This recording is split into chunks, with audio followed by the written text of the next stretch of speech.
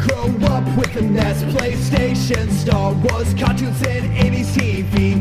Do you like to think who would win in a fight between Batman and the Master Chief? Comics, games, movies, music, and TV, they're gonna tell you everything you need. Superheroes or not, they got your back. They're gonna save the world of geeks.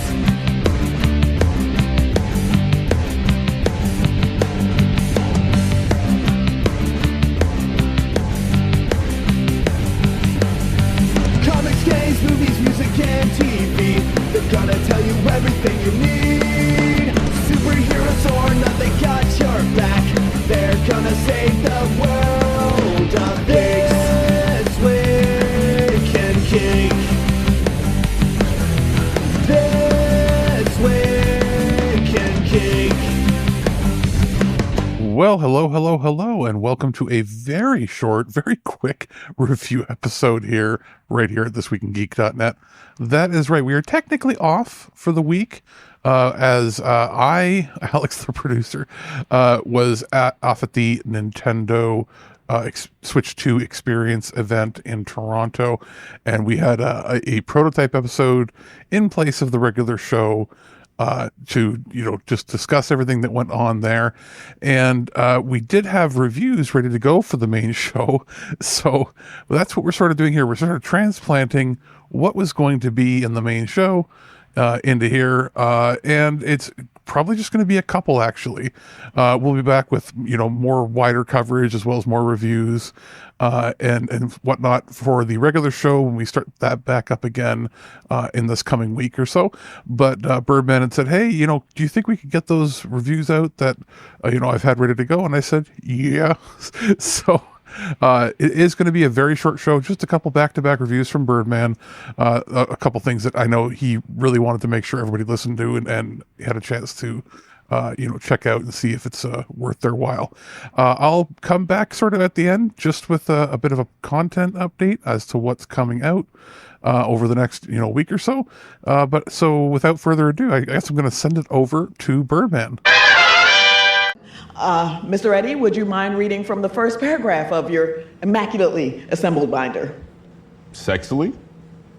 Excuse me? Hey guys, this is Mike the Birdman here. I'm here to talk to you about something we got sent for review from our friends over at Warner Brothers Home Entertainment.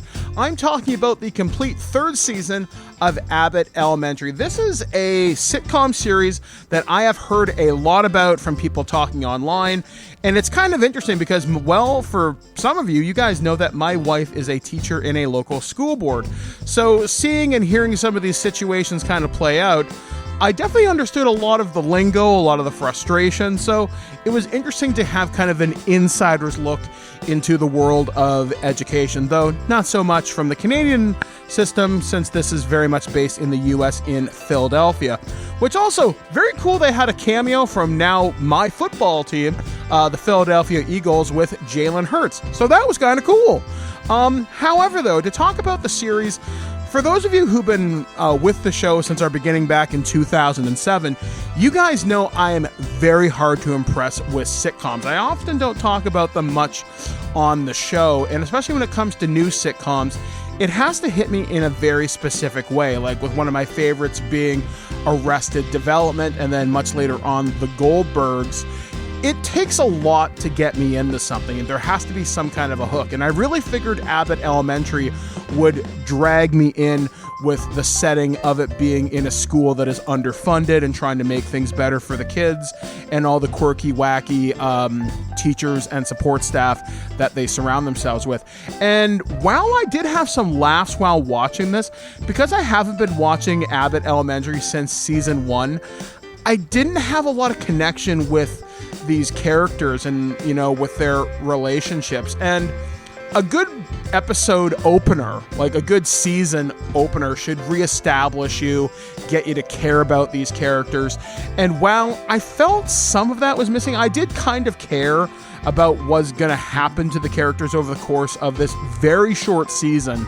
I would like to add that this season, if you put together all the minutes, this only adds up to about 302, and the fact that this is on DVD doesn't really help it, but then again, I can't see what putting this on, Blu-ray or 4K would really kind of add to it, right?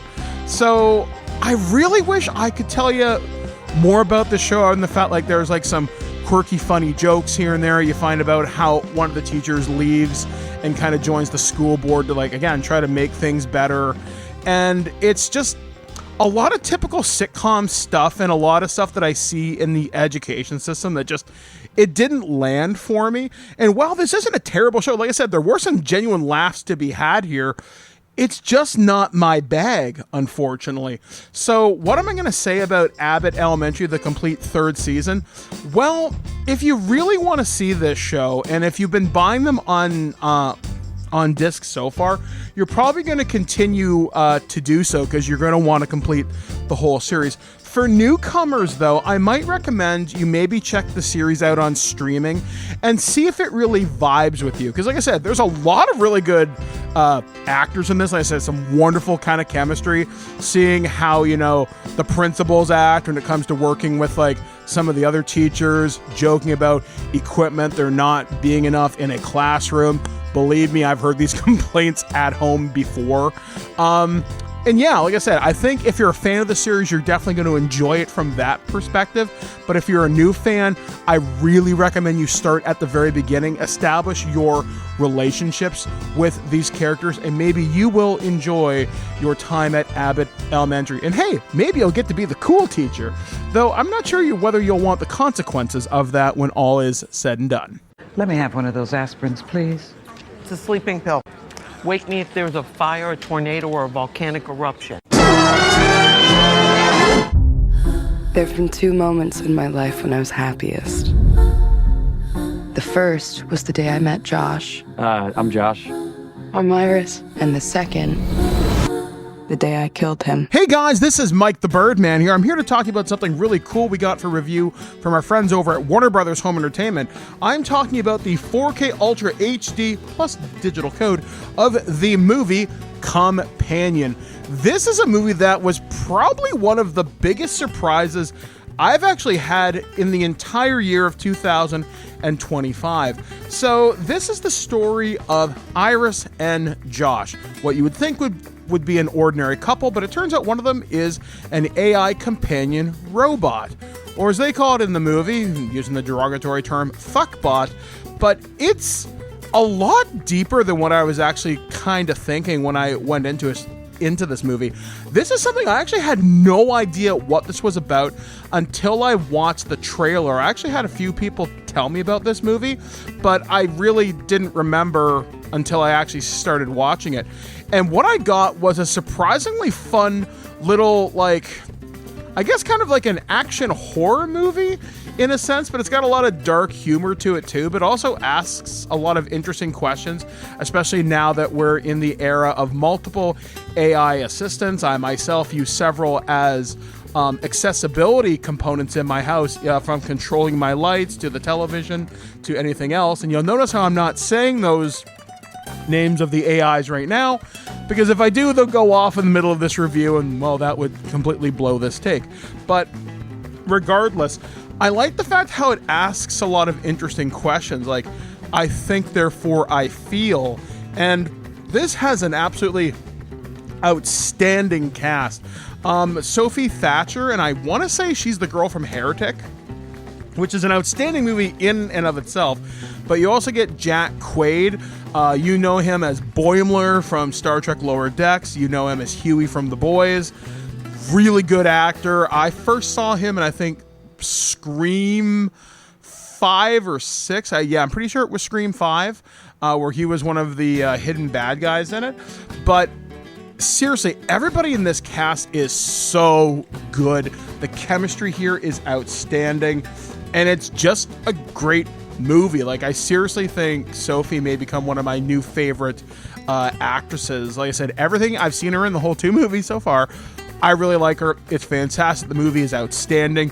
Watch it. It's surprisingly heartfelt, and it's a really good story overall. In terms of special features, there isn't a lot here. There's only 3 special features, and I think the longest is like maybe 7 minutes, but it talks about 2 of the companion robots. I'm not going to tell you who the other one is, and it just kind of talks about what they brought to the character and some of the practical effects that they did. So it was mostly like in camera and that sort of thing. So basically stuff you could find on YouTube and like a press kit. Not worth it in that regard. You're not going to gain a whole lot of additional insight into the movie, but they are there. If I had anything to say about this movie, that is definitely the weakest point of it. Beyond that, though, this is a fantastic movie. I mean, I really believe it is worth a watch, 100%. Is it worth buying? You know what? I'm going to say give it a watch first. Like, give this a rental. And if you like it, yeah, definitely buy it. Like I said, I am really glad Warner Brothers sent this along, and I'm really glad I had no idea going into this.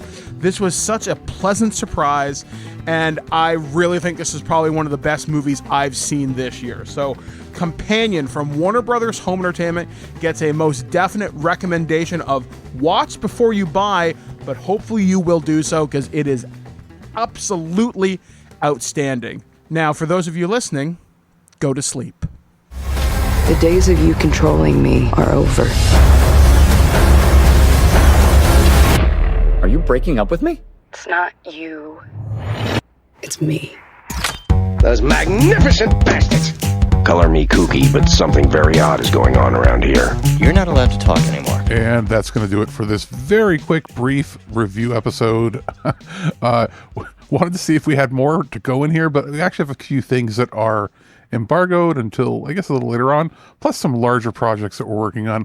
I'm working on Clair Obscur Expedition 33 at the moment. That's consuming a lot of my time, as well as sort of just recovering from how busy I was on the past weekend at the Nintendo event, and then all the running around trying to figure out pre-orders and everything, all that fun stuff. Birdman probably has a few more reviews ready to go for next week. We're going to be recording some brand new loose cannon content that is coming out over the next few weeks or so. We've got a bunch of other ones ready to go, and as I mentioned before, we're basically taking alternate weeks. We're going to have 1 week on with extra content, 1 week off.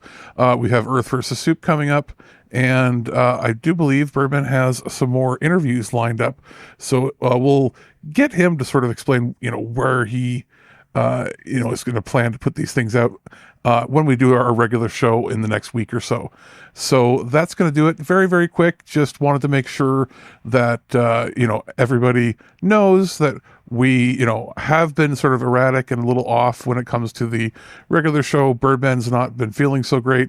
I've actually been quite busy, but we're wanting to make sure that we still have plenty of shows at least coming out fairly consistently in the near future. So we have plenty of cool topic shows on movies. We're going to have some stuff on games, especially as we get closer to the Nintendo Switch 2 launch. We're going to have a fair amount of prototype episodes, as well as previews and discussions as Summer Game Fest and everything is pretty fast approaching. We're hard to believe we're, just roughly a month and a little bit away from that. So we'll, get all that schedule lined out, and we'll make sure that we discuss, when we're going to be doing, because it's probably going to be me doing a lot of the note taking again this year. And if Birdman's feeling better and it being a new console launch, I'm going to assume that we're going to have, a little more participation from the rest of the crew. And of course, Ken will be on it. So we'll discuss that as we get a little closer. So that's going to do it right now for this show. We'll be back next week with the regular program right here on ThisWeekInGeek.net. At no point in your rambling, incoherent response were you even close to anything that could be considered a rational thought.